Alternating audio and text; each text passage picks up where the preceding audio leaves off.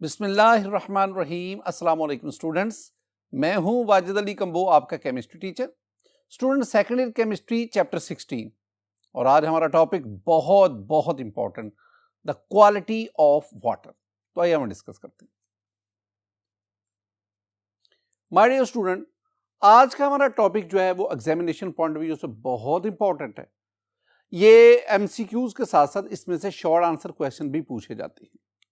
Topic है the quality of water, water की quality, whether the water is pure और impure. क्या ये जो पानी है ये काबिल इस्तेमाल है या नहीं है। आज हम ना कुछ पैरामीटर्स पढ़ना चाहते हैं जो हमें क्वालिटी ऑफ वाटर के बारे में बताते हैं। स्टूडेंट, जो हम पैरामीटर्स पढ़ेंगे इसमें आपके पास है ये dissolved oxygen, dissolved oxygen do. फिर हम पढ़ेंगे बायोकेमिकल ऑक्सीजन डिमांड, BOD। और तीसरा हम आज पढ़ेंगे केमिकल ऑक्सीजन डिमांड, COD। ये तीन जो हैं these are parameters to measure the quality of water. तो पहला हम क्या पढ़ेंगे? पहले हम पढ़ेंगे डिसॉल्व्ड ऑक्सीजन। स्टूडेंट, पहला तो ये हमारी ना बुक ने ये 3 सेंटेंसेस लिखे हैं, ये मैं आपको याद करवाना चाहता हूं। साथ ही साथ इनको समझने के लिए और भी मैं डिटेल से बातें करूंगा। माय डियर स्टूडेंट, पहली बात, dissolve oxygen, I mean DO, this one is a parameter to determine the quality of water. तो वाटर की क्वालिटी को जांचने का, मालूम करने का ये एक पैरामीटर है। मैंने क्या कहा? 3 पैरामीटर हैं, DO dissolve oxygen, BOD biochemical oxygen demand and कॉल्ड केमिकल ऑक्सीजन डिमांड। ये तीनों आपने टर्म याद रखनी है। एग्जाम में ना इन तीनों में से कोई एक या दो शॉर्ट आंसर क्वेश्चन के तौर पर पूछी जाती है। इसको अच्छी तरह आपने ज़हन में बिठाना है। तो पहला पता चल गया ना कि डिसॉल्व ऑक्सीजन एक पैरामीटर है क्वालिटी ऑफ वाटर को मालूम करने का। दूसरी बात, in water the most important oxidising agent is dissolved molecular oxygen, the concentration of which ranges from 4 to 8 ppm। दो बातें हैं। वो कहते हैं कि पानी के अंदर, इन वाटर, पानी के अंदर जो सबसे अहम ऑक्सीडाइजिंग एजेंट है ना, वो है dissolved molecular oxygen, O2, dissolved molecular oxygen. ये वो मोलेकुलर ऑक्सीजन है जो एक इंपॉर्टेंट ऑक्सीडाइजिंग एजेंट है। ये पहली बात। पहले तो आप इस पॉइंट को जरा नोट करें, क्या है माय डियर स्टूडेंट। वाटर जो है ना, वाटर का फार्मूला है H2O। अब वाटर में ऑक्सीजन मौजूद है जो 2 हाइड्रोजन के साथ कोवलेंटली बॉन्डेड है, लेकिन ये जो ऑक्सीजन है ना, it is not available for the aquatic species. जो पानी के अंदर स्पीशीज हैं, जो प्लांट्स हैं, जो एनिमल्स हैं, उनके लिए ये ऑक्सीजन अवेलेबल नहीं है। तो वाटर की ऑक्सीजन ये एक्वेटिक स्पीशीज इस्तेमाल नहीं करती। तो फिर एक्चुअली ना वाटर के अंदर ये मोलेकुलर ऑक्सीजन होती है, O2, और ये मोलेकुलर ऑक्सीजन ही है जो एक्वेटिक स्पीशीज यूज करती है। मैं आपको ना 2 बातें बताना चाहता हूं। पहली बात, ये पानी के अंदर ये ऑक्सीजन आई कहां से? ये जो डिसॉल्व ऑक्सीजन है, डू, ये पानी के अंदर कहां से आती है? My dear student, 2 main sources हैं। पहली बात, ये जो पानी है ये हवा से, एटमॉस्फेयर से ऑक्सीजन अब्सॉर्ब करता है। तो एटमॉस्फेयर, अब आप ये याद रखना कि एटमॉस्फेयर में तकरीबन 5% ऑक्सीजन मौजूद है। तो वो ऑक्सीजन वो पानी के अंदर डिसॉल्व होती है। जब वो पानी के अंदर, ये सरफेस वाटर के अंदर, तो वही जब डिसॉल्व होगी तो that is called the DO, dissolve oxygen. My dear student, दूसरी एक और चीज, वाटर के अंदर ना, वाटर के अंदर जो प्लांट्स हैं उनमें फोटोसिंथेसिस होती है। प्लांट्स के अंदर, साइनोबैक्टीरिया के अंदर, इस तरह और स्पीशीज हैं जो जिसमें पिगमेंट्स, ग्रीन पिगमेंट्स, उनमें फोटोसिंथेसिस होती है, और फोटोसिंथेसिस की वजह से वो ऑक्सीजन वाटर में ऐड करते हैं। तो इसका मतलब हुआ कि 2 वो सोर्सेज हैं जहां से पानी में ऑक्सीजन जो है वो ऐड होती है। एक from atmosphere and the second one that is photosynthesis. अब ये 2 जराए से ऑक्सीजन वाटर में ऐड हुई, that is called the dissolve oxygen. अब एक और भी चीज, पानी के अंदर जो डिसॉल्व ऑक्सीजन है वो कंज्यूम कहां होती है? उसका इस्तेमाल क्या है, वो भी 2-3 बातें ज़हन में रखें। पहली बात, माय डियर स्टूडेंट, ये जो वाटर, सरफेस वाटर और एटमॉस्फेयर, इन एटमॉस्फेयर और वाटर के दरमियान जो ऑक्सीजन है ना, ये एक्सचेंज हो रही होती है, एटमॉस्फेयर से वाटर में, वाटर से एटमॉस्फेयर में, एटमॉस्फेयर से वाटर। अब ना 2 फैक्टर हैं जो इसको कंट्रोल करते हैं, और भी बहुत सारे, मैं 2 पे ज्यादा फोकस करूंगा। एक saltiness of the water and second one is temperature.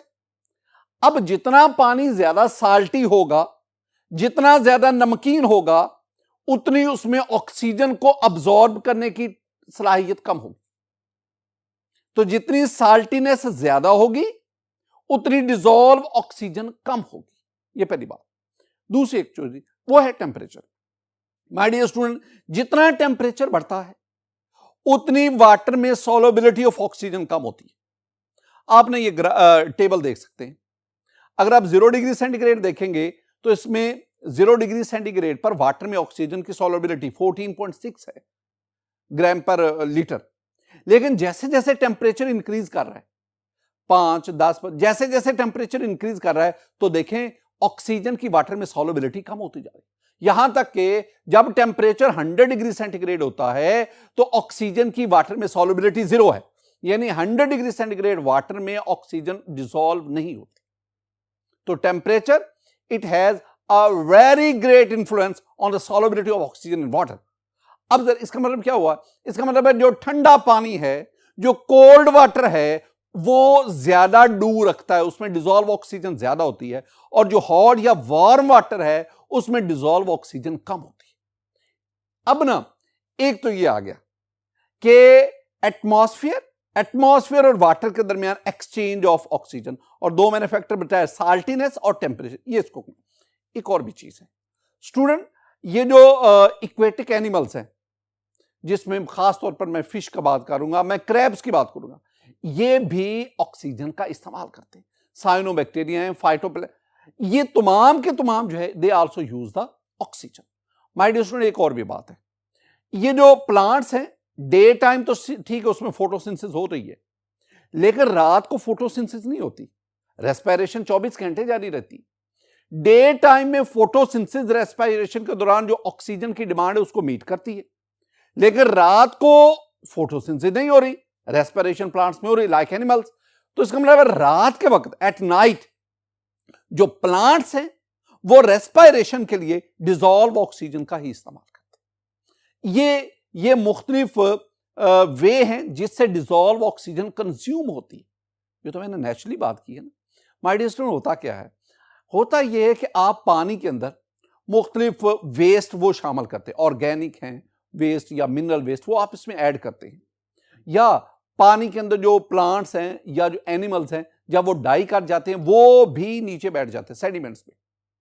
अब क्या होता है, इस वेस्ट वाटर की वजह से या डेड ऑर्गेनिक मैटर, उनकी डीकंपोजिशन होती है, उस डीकंपोजिशन के लिए भी ऑक्सीजन चाहिए। तो ये डीकंपोजिशन के दौरान जो पानी में डिसॉल्व ऑक्सीजन है, जिसे हम डू कह रहे हैं, वो डीकंपोजिशन के दौरान डू ही इस्तेमाल होती है। अब इसका मतलब क्या हुआ? अगर पानी में डू कम है, इसका मतलब उस वाटर में ऑर्गेनिक मैटर ज्यादा है, और ऑर्गेनिक मैटर ज्यादा होने का मतलब है दैट वाटर इज इम्प्योर। अब अगली बात देखें, पहले तो ये बात आ गई, in water the most important oxidising agent is dissolve molecular oxygen. ये इंपॉर्टेंट ऑक्सीडाइजिंग। दूसरी बात, the concentration of which ranges from 4 to 8 ppm। आमतौर पर पानी में डिसॉल्व ऑक्सीजन की, अब ये याद रखना, ये जो डिसॉल्व ऑक्सीजन है ना, इसके जो यूनिट्स है ना, या तो वो ले लो ppm, पार्ट्स पर मिलियन, या आप इसके यूनिट ले सकते हैं ग्राम पर डीएम क्यूब, पर लीटर कह लो या पर डीएम क्यूब। ये दोनों जो है ना, ये इसके यूनिट्स यूज होते हैं स्टूडेंट। एक तो ये कि 4 to 8 ppm आमतौर पर। The organic matter is oxidised with the help of dissolve oxygen in water. ये मैंने आपसे बात की है कि पानी के अंदर जो ऑर्गेनिक मैटर है उसकी ऑक्सीडेशन होती है, उसकी डीकंपोजिशन होती है, और डीकंपोजिशन के लिए वी नीड द ऑक्सीजन। और कौन से ऑक्सीजन उस डीकंपोजिशन के लिए यूज होती है? डू, डिसॉल्व ऑक्सीजन यूज होती है। एक और चीज, ये भी इंपॉर्टेंट पॉइंट है माय डियर स्टूडेंट, याद रखना, अगर पानी के अंदर डिसॉल्व ऑक्सीजन की कंसंट्रेशन 4 ppm से कम हो तो दैट इज पोल्यूटेड वाटर। आलूदा पानी, पोल्यूटेड वाटर, ऐसा वाटर जिसमें डिसॉल्व ऑक्सीजन 4 ppm से कम होगी। स्टूडेंट मैं आपके साथ ना ये एक चार्ट जो है ना ये शेयर करता हूं, जरा गौर से इसको जरा तवज्जो से देखें। इस चार्ट में आप देख सकते हैं कि डिसॉल्व ऑक्सीजन की कंसंट्रेशन और इक्वेटिक लाइफ उसका आपस में क्या ताल्लुक है। अगर डिसॉल्व ऑक्सीजन 4 ppm से कम होगी तो इक्वेटिक लाइफ का सर्वाइवल जो है वो बहुत मुश्किल है। और अगर डिसॉल्व ऑक्सीजन 4 की बजाय 5, 5 से 6, 6 से 7, 7 से 8, जैसे जैसे वाटर में डिसॉल्व ऑक्सीजन की कंसंट्रेशन वैल्यू बढ़ती है, इसका मतलब क्या हुआ कि जैसे जैसे डिसॉल्व ऑक्सीजन की वैल्यू बढ़ती है वैसे वैसे सर्वाइवल ऑफ इक्वेटिक लाइफ वो बढ़ता जाता है। और इक्वेटिक लाइफ ऐसे वाटर में ही सर्वाइव करेगी जो प्योर होगा। तो मैं आपको ना अगर सब चीजों को मैं समराइज करूं तो मैं कह सकता हूं कि purity of water is directly proportional to dissolved oxygen. जितना डिसॉल्व ऑक्सीजन ज्यादा होगा उतना वो वाटर ज्यादा प्योर होगा, और जितनी डिसॉल्व ऑक्सीजन की वैल्यू कम होती जाएगी उतनी वाटर की प्योरिटी भी कम होती जाएगी। माय डियर स्टूडेंट, एक ये पैरामीटर था डिसॉल्व ऑक्सीजन। दूसरा पैरामीटर जो क्वालिटी ऑफ वाटर को चेक करने के लिए, that is biochemical oxygen demand. Biochemical B, oxygen O और डिमांड डी। तो हम बायोकेमिकल ऑक्सीजन डिमांड, इसकी बजाय हम इसके क्या पढ़ेंगे, BOD. This one is the second parameter to determine the quality of water. अल्फाज पे गौर करो। ऑक्सीजन डिमांड तो पता चला ना, ऑक्सीजन की तलब, कितनी ऑक्सीजन चाहिए। बायोकेमिकल, दो अल्फाज है, बायो और केमिकल।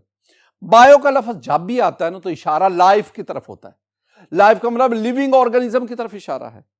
लिविंग ऑर्गेनिज्म उसका ऑक्सीजन यूज करने की तलब, कि यानी लिविंग ऑर्गेनिज्म केमिकल रिएक्शन के दौरान कितनी ऑक्सीजन कंज्यूम करते, that is called the BOD. Living organism, particularly the micro organism. इसका मतलब है पानी में जो माइक्रो ऑर्गेनिज्म अपनी केमिकल एक्टिविटी के लिए जो ऑक्सीजन इस्तेमाल करते हैं उसकी अमाउंट को हम कहते हैं बॉड, बायोकेमिकल ऑक्सीजन। पहले ना हमारी टेक्स्ट बुक का जो एक सेंटेंस है जरा उसको देखें। हमारी टेक्स्ट बुक कहती है बॉड के बारे में। बॉड क्या है? BOD is the capacity of organic matter in natural water to consume oxygen with in a period of 5 days। जरा इसको जानने की कोशिश करें, पहले समझा करो ना क्या कहा क्या जा रहा है। 5 दिन के दौरान, with in a period of 5 days, 5 दिन के दौरान नेचुरल वाटर में मौजूद ऑर्गेनिक मैटर, नेचुरल वाटर उसमें ऑर्गेनिक मैटर है, वो ऑर्गेनिक मैटर जो है वो ऑक्सीजन कंज्यूम करता है। तो 5 दिन के दौरान नेचुरल वाटर में मौजूद ऑर्गेनिक मैटर कितनी ऑक्सीजन कंज्यूम करता, तो जितनी ऑक्सीजन कंज्यूम करता है that is called the BOD, biochemical oxygen demand. याद रखना, ये जो ऑर्गेनिक मैटर है ना ये नहीं ऑक्सीजन खाता। एक्चुअली होता क्या है, इस ऑर्गेनिक मैटर की जो है डिकम्पोजिशन होती, ऑक्सीडेशन होती है। उसके लिए उसकी कौन ऑक्सीडेशन करते हैं? Micro organism. वो जो माइक्रो ऑर्गेनिज्म है वो ऑक्सीजन यूज करते हैं। तो साफ है जितना ऑर्गेनिक मैटर ज्यादा होगा उतने ज्यादा माइक्रो ऑर्गेनिज्म ऑक्सीजन कंज्यूम करेंगे, और जितनी ऑक्सीजन ज्यादा कंज्यूम होंगी उतनी बॉड की वैल्यू ज्यादा होगी। तो ऑर्गेनिक मैटर ज्यादा होगा तो बॉड की वैल्यू ज्यादा, और अगर ऑर्गेनिक मैटर ज्यादा है तो इसका मतलब है वो वाटर प्योर नहीं है। प्योर वाटर वो होता है जिसमें ऑर्गेनिक मैटर ना हो या बहुत कम, ना होने के बराबर हो। अगर वाटर में ऑर्गेनिक मैटर ज्यादा होगा, माइक्रो ऑर्गेनिज्म ऑक्सीजन ज्यादा यूज करेंगे, बॉड की वैल्यू ज्यादा होगी और वो वाटर इंप्योर होगा। ये एक तरतीब है, ये एक तसलसल है जो आपने याद करना। आगे बढ़ते हैं स्टूडेंट।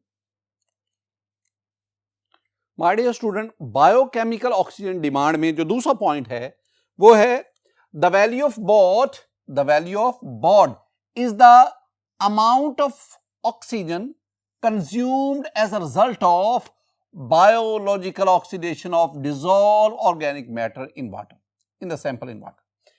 ये वही बात है ना जो हम बार बार कर रहे हैं कि आपने बॉड की वैल्यू को, क्या है बॉड की वैल्यू? ऑक्सीजन की वो अमाउंट जो सैंपल में ऑर्गेनिक मैटर की बायोलॉजिकल ऑक्सीडेशन में इस्तेमाल हो।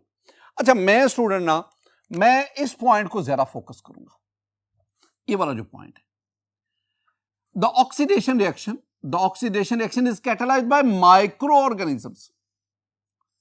ऑक्सीडेशन रिएक्शन जो है माइक्रो ऑर्गेनिज्म जो है वो इसको कैटालाइज करते हैं, which are already present in the natural water. Micro organism जो है वो इस ऑक्सीडेशन रिएक्शन को कैटालाइज, एक्चुअली ये जो माइक्रो ऑर्गेनिज्म है ना, यही है जो ऑक्सीजन कंज्यूम करते हैं।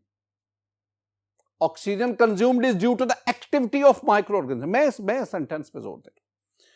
आगे हम बढ़ते हैं स्टूडेंट। मेजरिंग बॉड, ये जो बायोकेमिकल ऑक्सीजन डिमांड है, इसके लिए you have to perform the experiment, और उस एक्सपेरिमेंट के नतीजे में आप वो जो सैंपल है, जो पोल्यूटेड वाटर है, जो सैंपल आपको दिया गया है, आप उसकी बॉड मालूम करते हैं। मैं ना आपके सामने स्टूडेंट एक सैंपल लेता हूं, ये मेरे पास सैंपल है, सपोज ये पोल्यूटेड वाटर है। हम जानना चाहते हैं कि इस वाटर की क्वालिटी क्या है, क्या ये प्योर है? अगर ये इम्प्योर है तो इसकी इम्प्योरिटी कितना ये ज्यादा इम्प्योर है, तो हम क्या करते हैं, हम इसके अंदर कंसंट्रेशन ऑफ ऑक्सीजन लेते हैं, या दूसरे अल्फाज में हम इसके अंदर डू मालूम करते हैं, डू डिसॉल्व ऑक्सीजन मालूम करते हैं। इसमें डिसॉल्व ऑक्सीजन कितनी? डेफिनेटली अगर डिसॉल्व ऑक्सीजन ज्यादा होगी तो वो प्योर है, अगर डिसॉल्व ऑक्सीजन कम होगी तो वो इम्प्योर है। अब हम काम क्या करते हैं, हम ये सैंपल लेकर ना इसको एक सील्ड कंटेनर के अंदर, वाटर सैंपल सील्ड कंटेनर के अंदर लेते हैं। जब हम एक्सपेरिमेंट शुरू करते हैं ना, तो इन द बिगिनिंग हम इसमें डू मालूम करते हैं, डिसॉल्व ऑक्सीजन मालूम करते हैं। सपोज जब हमने शुरू में इसमें डिसॉल्व ऑक्सीजन मालूम की, फर्ज कर रहा हूं, तो इसमें जो डिसॉल्व ऑक्सीजन है वो 200 ppm है, डिसॉल्व ऑक्सीजन 200 ppm है। जब हम, अच्छा ये डिसॉल्व ऑक्सीजन को कैसे, ये कई एक्सपेरिमेंट हैं, आप मुख्तलिफ किस्म के इंस्ट्रूमेंट आप यूज करते हैं, जिससे मसलन ये आपके पास एक इंस्ट्रूमेंट है, ये एम्पिरोमेट्रिक है, जिसके जरिए आप डिसॉल्व ऑक्सीजन मालूम करते हैं। इस तरह ऑप्टिकल ऑक्सीजन मेजरमेंट से भी आप डिसॉल्व ऑक्सीजन को मालूम, ये डिफरेंट है आपके पास इंस्ट्रूमेंट, इससे डिसॉल्व ऑक्सीजन उसको मालूम, उसकी वैल्यू हम जानते हैं। तो जब मैंने पहले दिन in the beginning of the experiment मैंने इसमें डिसॉल्व ऑक्सीजन की तो वैल्यू मेरे पास कितनी आ गई, 200 ppm। अब मैंने क्या किया, मैंने सैंपल को 5 दिन के लिए अंधेरे में रखा at a constant temperature of 20 degree centigrade और 25 डिग्री सेंटीग्रेड। 5 दिन के लिए मैंने इसकी इंक्यूबेशन की, इसको मैंने कांस्टेंट टेम्परेचर पे रखा इन द डार्कनेस। अब ये स्टैंडर्ड है, कितने दिन के लिए? 5 दिन के लिए। किस टेम्परेचर पर? या तो 25, 5 दिन यही टेम्परेचर रहे, या आप इतना, अगर आप किसी भी सैंपल को सेम टेम्परेचर पर डील कर, दैट इज कॉल्ड इंक्यूबेशन। तो मैंने इसको 5 दिन के लिए इंक्यूबेट किया, और ये इंपॉर्टेंट है, इन द डार्कनेस। अच्छा स्टूडेंट, जरा आप बता सकते हैं कि मैंने 5 दिन तक इस सैंपल को अंधेरे में क्यों रखा, डार्क में, अंधेरे में क्यों रखा? वजह क्या है? वजह बहुत सिंपल है, वो ये है कि अगर इस सैंपल के अंदर कोई एल्गी वगैरह होती, कोई ऐसा मटीरियल स्पीशी होती जो फोटोसिंथेसिस से ऑक्सीजन प्रोड्यूस करती, तो साफ ज़ाहिर है फोटोसिंथेसिस का प्रोसेस लाइट में होता है। सपोज इसके अंदर ना एल्गी मौजूद है, अब जब आप इसको लाइट में रखेंगे, वो एल्गी जो है वो लाइट में फोटोसिंथेसिस से ऑक्सीजन प्रोड्यूस करेगी। अब क्या होगा, वो ऑक्सीजन इसमें ऐड होती जाएगी। मैं क्या करना चाहता हूं, मैं पहले दिन और 5 दिन के बाद, पहले दिन इसमें डिसॉल्व ऑक्सीजन कितनी थी, 5 दिन के बाद इसमें डिसॉल्व ऑक्सीजन कितनी रह गई, मैं वो नोट करना चाहता हूं। लेकिन अगर इसके अंदर कोई एल्गी वगैरह हो, तो वो तो लाइट के अंदर वो ऑक्सीजन प्रोड्यूस करेगी बाय मींस ऑफ फोटोसिंथेसिस, और वो ऑक्सीजन ऐड होगी, और यूं हमारे पास प्रॉपर वैल्यू नहीं आ सकेगी। लिहाजा उस चीज को नलीफाई करने के लिए हम इसको किस में रखते हैं, हम डार्क में रखते हैं। तो आपने सील्ड कंटेनर में सैंपल लिया, उस सैंपल की पहले आपने डिसॉल्व ऑक्सीजन वैल्यू मालूम की, आपने कांस्टेंट टेंपरेचर पर उसको 5 दिन के लिए डार्क में रखा। अब 5 दिन के बाद आप इसकी दोबारा जो है वो डिसॉल्व ऑक्सीजन इसको मालूम करें। तो जब मालूम की तो फर्ज किया, पता चला इसमें डिसॉल्व ऑक्सीजन अब कितनी है, 50 ppm है। पहले कितनी थी, 200, अब कितनी रह गई, 50 ppm। डिसॉल्व ऑक्सीजन कमी कितनी आ गई, अब 200 में से 50 निकाल दें तो कमी आ गई जी 150 ppm। ये जो कमी आई है ना 150 ppm की, माय डियर स्टूडेंट, ये वो ऑक्सीजन है जो इसके अंदर कंज्यूम हुई during the biological oxidation of organic matter, उसके दौरान यूज हुई। तो ये जो वैल्यू आई ना, this is called BOD, BOD. ये बॉड असल में ना, ये तो मैं आपको सिंपल सा वे बता रहा हूं ना, एक्चुअली तो बॉड का फार्मूला ये है ना, तो बॉड के इस फार्मूला के तहत आप मालूम करते हैं कि आपके पास बॉड की वैल्यू, ये है फार्मूला।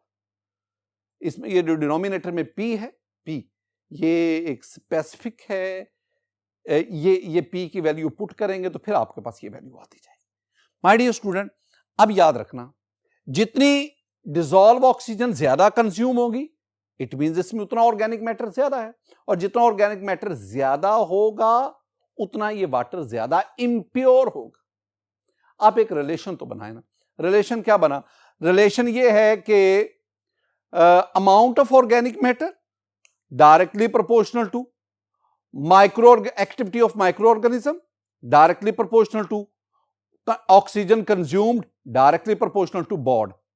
मैं अगर इसको मजीद समराइज करूं तो मैं कहूंगा कि BOD is directly proportional to pure, ये जितना बॉड ज्यादा होगा उतना वाटर इंप्योर होगा, और यानी BOD is directly proportional to impurity of water. और अगर मैं प्योरिटी ऑफ वाटर की बात करूं तो BOD is inversely proportional to purity.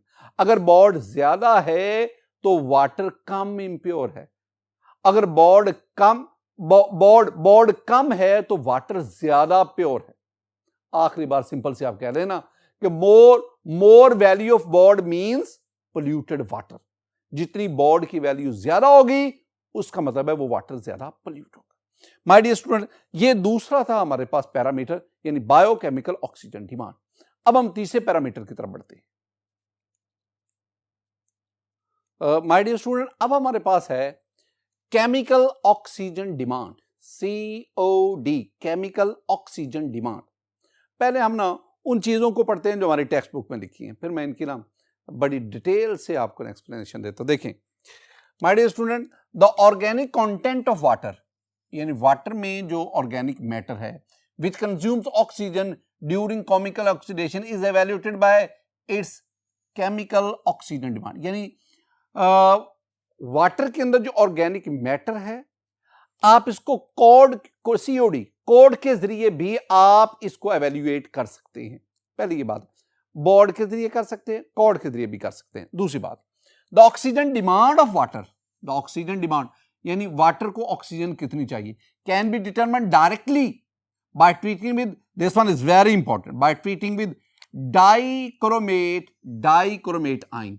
And you know this dichromate ion is a powerful oxidising agent. ये जो डाइक्रोमेट आयन है एक्चुअली ये K2Cr2O7, K2Cr2O7, this one is called potassium dichromate. तो ये जो पोटेशियम डाइक्रोमेट है ये हमें डाइक्रोमेट आयन देते हैं, और ये डाइक्रोमेट आयन के साथ आप डायरेक्ट ट्रीट करके आप ऑक्सीजन डिमांड जो है वाटर की उसको मालूम कर सकते हैं। ये आपने ना चीजें अभी मैं डिटेल से आपको बताऊंगा, ये सब चीजें क्लियर होती जाएंगी। तीसरी चीज, the organic matter in water is oxidised while the remaining dichromate is determined titrimetrically, titration के जरिए आप उसको मालूम कर सकते हैं। फिलहाल तो आप यहां तक बात को समझे, कहा क्या जा रहा है, इस बात को समझने की कोशिश करें। माय डियर स्टूडेंट, आपके पास ना ये सैंपल है, इन काम आपने क्या करना है, ये सैंपल लिया, सैंपल ऑफ वाटर, अब आपने ना पहले काम ये करना, आप जानना क्या चाहते हैं? आप जानना चाहते हैं कि इस वाटर की प्योरिटी क्या, क्वालिटी ऑफ वाटर जानना चाहते हैं। हमने कहा कोड ये एक पैरामीटर है जिससे आप अब कोड को कैसे मालूम करें? आपने क्या किया, आप इसमें ना इस सैंपल में आप इसमें पोटेशियम डाइक्रोमेट K2Cr2O7O डालें, that is the strong oxidising agent. साथ ही आप इसमें सल्फ्यूरिक एसिड डालें। अब ये आपके पास बन गया एसिडिफाइड पोटेशियम डाइक्रोमेट। साथ आप सिल्वर को ऐड करेंगे, it will act as a catalyst. अब ये आपने ऐड किया, अब आप इसको ना डाइजेशन के लिए डाइजेस्टर में रख दें। आप 150 डिग्री सेंटीग्रेड पर 2 आवर्स 2 घंटे के लिए इसको रखेंगे। उसके बाद ये जो आपके पास प्रोडक्ट बनेगा, आप दो तरह से इसमें the remaining amount of potassium dichromate उसको मालूम कर सकते हैं। आप टाइट्रेशन के जरिए यानी टाइट्रीमेटिकली, या आपके पास स्पेक्ट्रोफोटो मेथड से आप इसको मालूम कर सकते हैं। मेरी बात को जरा गौर से सुनना। एक्चुअली होता क्या है, अगर आप ये प्योर वाटर लेते हैं, डिस्टिल्ड वाटर लेते हैं, आप इस डिस्टिल्ड वाटर में सपोज 50 ग्राम पोटेशियम डाइक्रोमेट डालते हैं। अब डिस्टिल्ड वाटर है, इसमें कोई ऑर्गेनिक मैटर नहीं है, लिहाजा पोटेशियम डाइक्रोमेट जो एक स्ट्रॉन्ग ऑक्सीडाइजिंग एजेंट है, उसकी जितनी आपने अमाउंट डाली, आप डाइजेशन के बाद उतनी ही अमाउंट आपके पास आएगी। आप उसको टेट्रीमेटिकली आप देख सकते हैं। इसका मतलब है अगर सेम अमाउंट हमारे पास आए, कोई कंज्यूम ना हो, इसका मतलब है यहां इसमें अगर आपने 50 ग्राम पोटेशियम डाइक्रोमेट लिया, 50 ग्राम पोटेशियम डाइक्रोमेट आपके पास मिला, इसका मतलब है पोटेशियम डाइक्रोमेट इसमें कंज्यूम नहीं हुआ। इसलिए नहीं हुआ क्योंकि इसमें ऑर्गेनिक मैटर है ही नहीं। दूसरा काम, आपने ना ये सैंपल लिया, आपने इसमें 50 ग्राम पोटेशियम डाइक्रोमेट सपोज इसको ऐड किया, वो डाइजेशन के बाद 2 आवर्स 150 डिग्री से हाई टेम्परेचर पर आपके पास टाइट्रेशन के जरिए आपने मालूम किया कि उसमें से आपके पास जो 20 ग्राम पोटेशियम डाइक्रोमेट है वो बच गया। तो यूज कितना हो गया? यूज आपके पास हो गया 30 ग्राम। इसका मतलब हुआ वो जो 30 ग्राम यूज हुआ वो इस सैंपल में मौजूद जो ऑर्गेनिक कंटेंट्स हैं उसकी ऑक्सीडेशन में इस्तेमाल हो रहा है। अच्छा, कैसे ऑक्सीडेशन में इस्तेमाल होता है, जरा इसको भी गौर से देखना। आप जानते हैं कि potassium dichromate is a very strong oxidising agent. मैं पहले आपको इसकी इक्वेशन बता दूं। इक्वेशन में ये आपके पास ऑर्गेनिक मैटर है, प्लस K2Cr2O7 है, प्लस H2SO4 है, ये silver, it will act as a catalyst. अब होता क्या है, आपके पास कार्बन डाइऑक्साइड मिलता है, वाटर मिलता है, और ये जो क्रोमियम है ये +3 ऑक्सीडेशन स्टेट में आपके पास आता है। इसका मतलब है ये पोटेशियम डाइक्रोमेट में क्रोमियम +6 है और इधर आके +3, यानी ऑक्सीडेशन स्टेट +3, 6 से +3 रिड्यूस हो गई।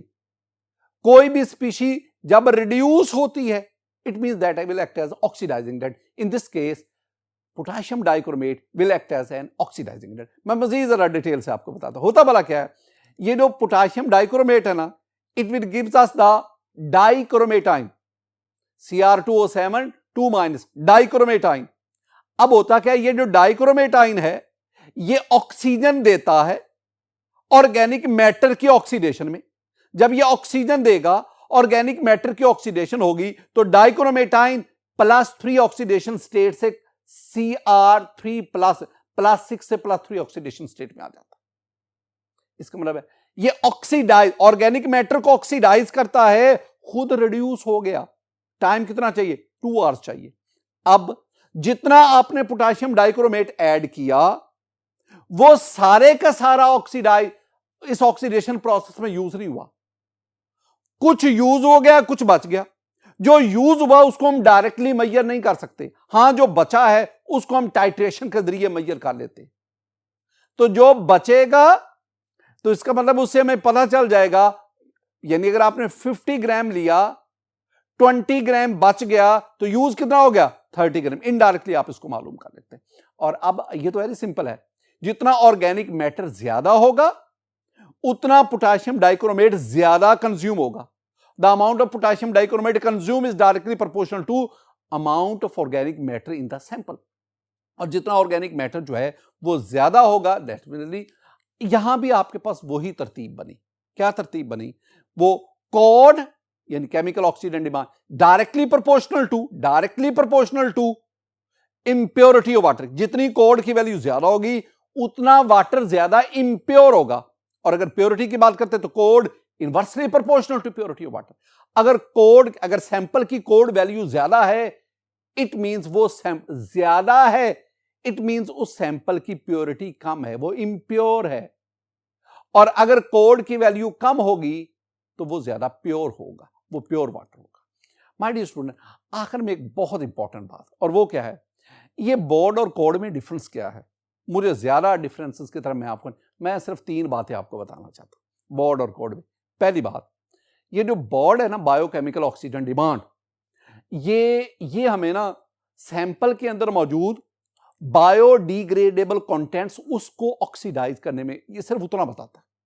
लेकिन जो कोड है वो बायोडिग्रेडेबल के साथ साथ नॉन बायोडिग्रेडेबल कंटेंट्स उसकी ऑक्सीडेशन उसको भी बता रहा होता है। यानी तमाम total oxidisable contents in the sample, उसके बारे में हमें कोड बता रहा है। और सिर्फ बायोडिग्रेडेबल कंटेंट्स के बारे में हमें बोर्ड बता रहा है, और टोटल कंटेंट्स के बारे में हमें कोड। दूसरी बात, बोर्ड मालूम करना है, वी नीड एटलीस्ट 5 डेज, 5 दिन इंतजार करना पड़ता है, लंबा प्रोसेस है। लेकिन अगर आप कोड, उसके लिए यू नीड जस्ट 2 आवर्स, 2 घंटे के अंदर अंदर आपको purity of quality of water उसका रिजल्ट मिल जाता है। इसका मतलब है फास्ट। एक और बहुत इंपॉर्टेंट बात, और वो क्या है, बड़ी टेक्निकल बात है, बोर्ड में जो ऑर्गेनिक मैटर की ऑक्सीडेशन होती है ना, उस ऑक्सीडेशन के लिए माइक्रो ऑर्गेनिज्म इस्तेमाल होते हैं, और वो माइक्रो ऑर्गेनिज्म डिसॉल्व ऑक्सीजन को इस्तेमाल करते हैं। यानी आप कह लें बोर्ड में डिसॉल्व ऑक्सीजन यूटिलाइज होती है ऑक्सीडेशन के लिए, लेकिन कॉर्ड में डिसॉल्व ऑक्सीजन इस्तेमाल नहीं होती। कॉर्ड में डिसॉल्व ऑक्सीजन की बजाय जो डाइक्रोमेटाइन है वो oxygen provide, oxidising agent oxygen provide करता है। और आपको पता है ऑक्सीडाइजिंग एजेंट वो ऑक्सीडेशन डिसॉल्व ऑक्सीजन की निस्बत स्ट्रांगली ज्यादा तेजी से करता है। डिसॉल्व ऑक्सीजन को एटलीस्ट 5 डेज चाहिए, और ये तो 2 घंटे में ऑक्सीडेशन करते हैं। दोनों में से ज्यादा रिलायबल, ज्यादा आसान कौन सा है? वो साफ है, कॉर्ड is more reliable than BOD. My dear student, आज के इस लेक्चर में मैंने आपको biochemical oxygen demand, chemical oxygen demand और डिसॉल्व ऑक्सीजन, इसके बारे में बताया। मेरी दुआ है कि अल्लाह ताला आप पर अपना फजल फरमाए, अल्लाह ताला आप पर अपना करम फरमाए। अस्सलामु अलैकुम व रहमतुल्लाह।